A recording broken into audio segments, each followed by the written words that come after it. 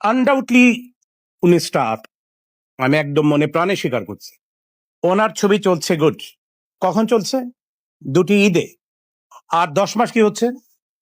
আমাদের সময় সারা বছর আমরা ছবি রিলিজ দিয়েছি 12টা থেকে 14টা, এক একজনে হিরোরা। আমার 12টা রিলিজ হলে মান্না সাহেবের 14টা, আমার 14টা রিলিজ হলে মান্না সাহেব 12টা, এরকম। সে স্টার, আমি স্বীকার করছি। আমি 100% তাকে স্টার হিসেবে মানবো তখনই যখন তার বছরে 12টা ছবি সে চালাতে পারবে, তখন। না, আসলে আমি একটা কথাই বলতে চাই নায়ক রুবেলকে, যে এরকমের চিপ মেন্টালির কথা কিভাবে সে বলে। ঠিক আছে, না হয় কিভাবে বলে যে 12 মাসে 12টা মুভি করতে হবে।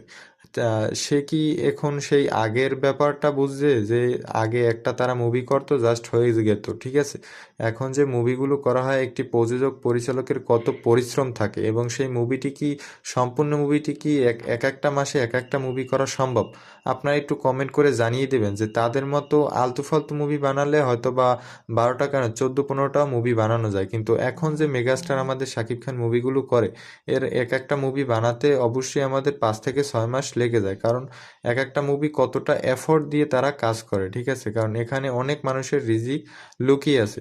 আর এই মুভিগুলো কতটা প্রফেশনালি ভাবে তৈরি করা হয় সেগুলো এখন যারা মুভিগুলো দেখেন তারা অবশ্যই জানেন। আর আগের মুভিগুলো ছিল কি, সাদা কালো জাস্ট টুকটাক এডিট করে একটি মুভি করা হয়ে যেত, ঠিক আছে, কোনো রকম এফোর্ট ছিল না অতটা ওই সময়। কিন্তু এখনকার মুভিগুলো হলে গিয়ে অনেকটা কোয়ালিটিফুল। তো এই সময় এসে এই রকমের উদ্ভট কথাবার্তা কিভাবে যে তারা বলে, আমি ভাই বুঝে পারতেছি না, ঠিক আছে।